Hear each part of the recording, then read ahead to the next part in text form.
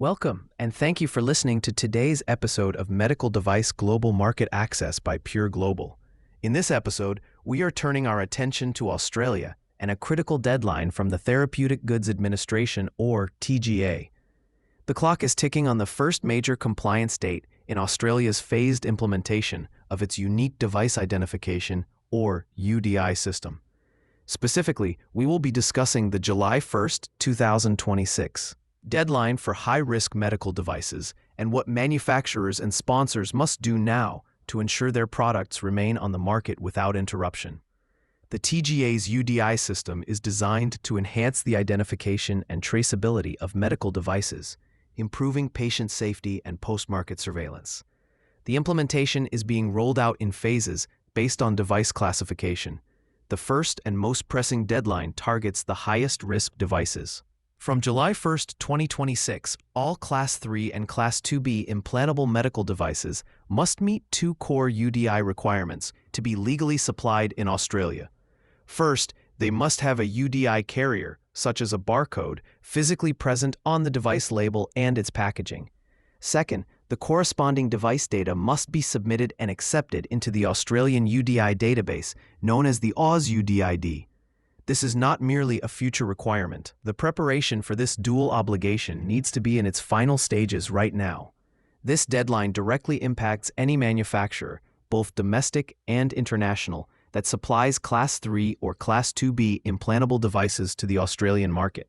It also places significant responsibility on the Australian sponsor, who is the legal entity responsible for the product within the country. While the manufacturer is typically responsible for assigning the UDI and applying the label, the sponsor is ultimately accountable for ensuring the device meets all Australian regulatory requirements, including UDI data submission to the AusUDID.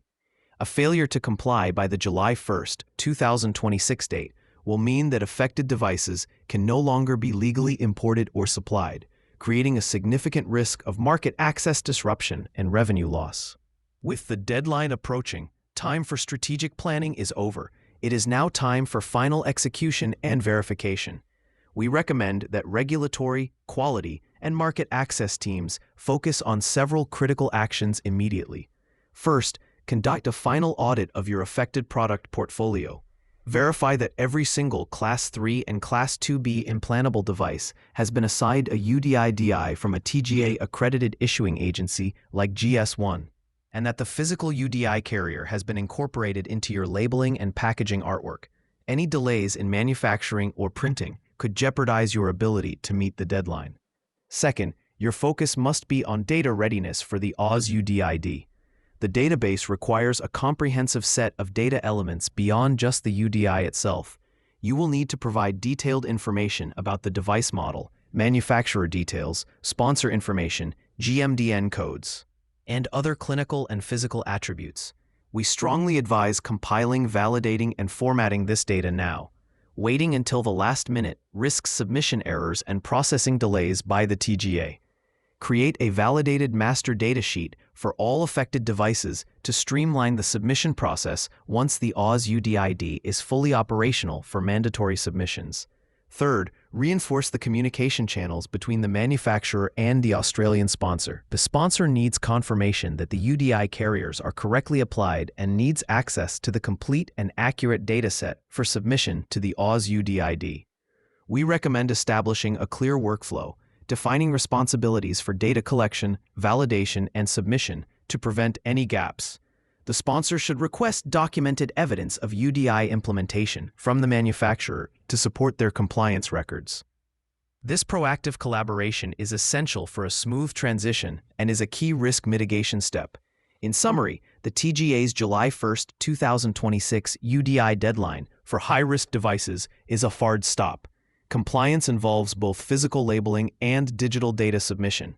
By auditing your portfolio, preparing your AusUDID data now, and ensuring tight coordination between manufacturers and sponsors, you can navigate this requirement successfully and maintain your access to the Australian market. If your organization needs assistance with Australian TGA compliance, UDI implementation, or broader global market access strategy, please check out Pure Global.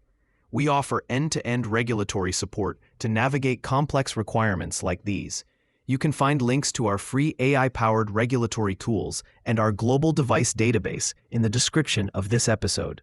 Thank you for listening, and we will see you next time.